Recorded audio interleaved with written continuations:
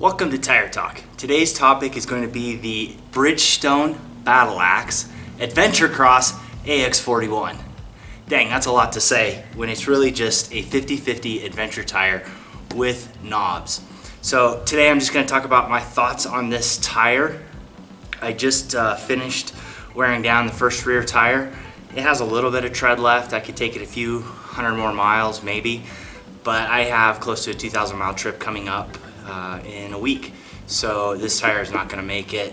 Time to put the new tire on. So I thought this would be a good time to talk about these two tires.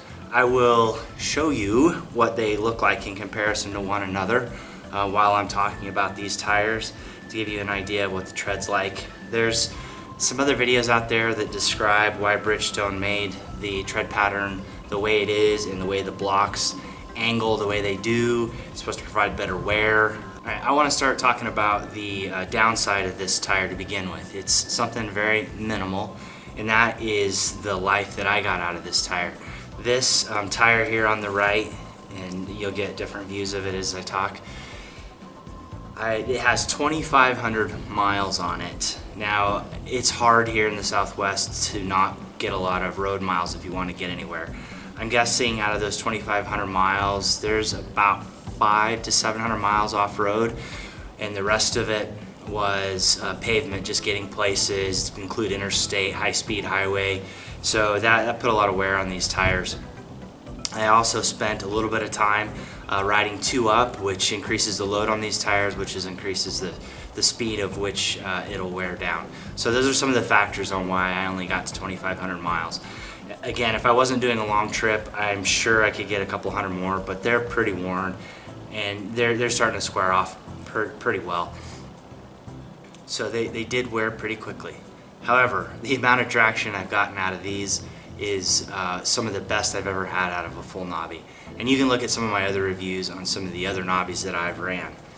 Now, I can tell you the on-road performance of this tire, I really did not know that I was on a knobby.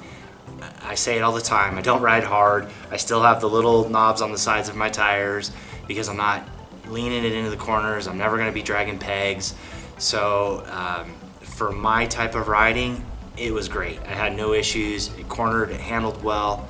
I'm always concerned about new tires, getting them broken in properly. I got it on dirt roads, kind of ground it in, and then got on the highway, and I never felt any issues from this tire. It felt like it had great traction right from the beginning, where I've been on some other tires where it took a little while before I felt like it was broken enough that I could trust it.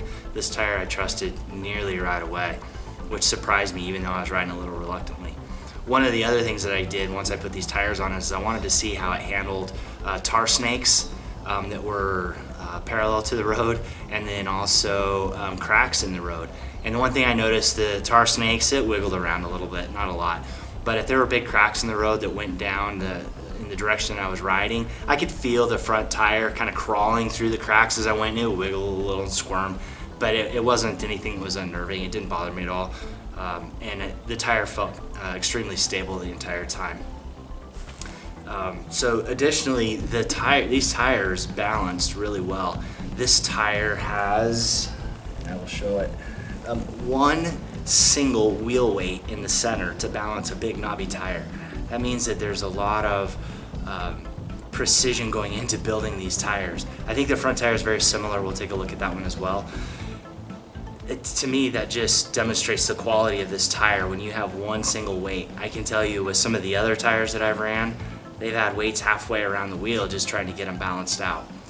So that speaks a lot to what Bridgestone's done with this tire. So I didn't ride a lot on wet roads, but what I did ride, it seemed fine. I wasn't riding in heavy rain. I was able to avoid a lot of that, but I did hit roads post-rain, never an issue. Never felt any slippage. So yeah, the tire on road had great performance. I had no issues leaning it into corners, fast, highway, whatever the conditions, it was fine.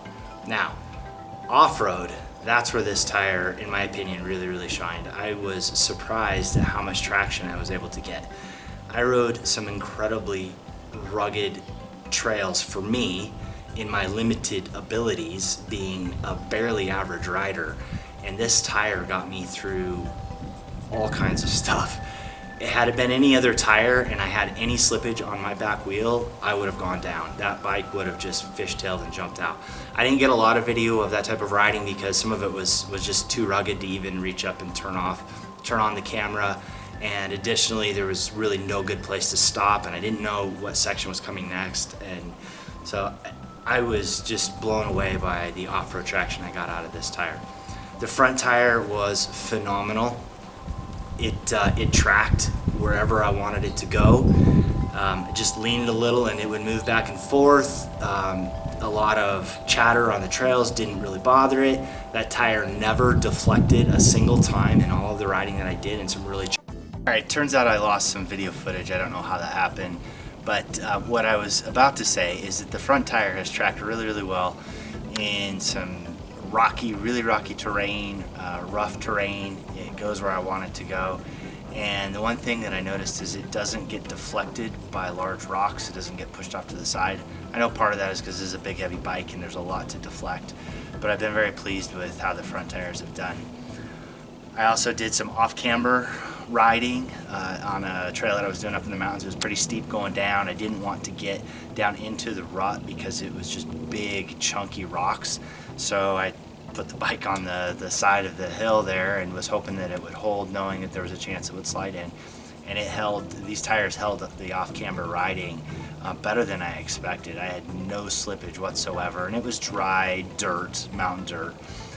And it wasn't a terribly steep camber, but it was enough that it had been a little bit wet that I would have slidden in right away.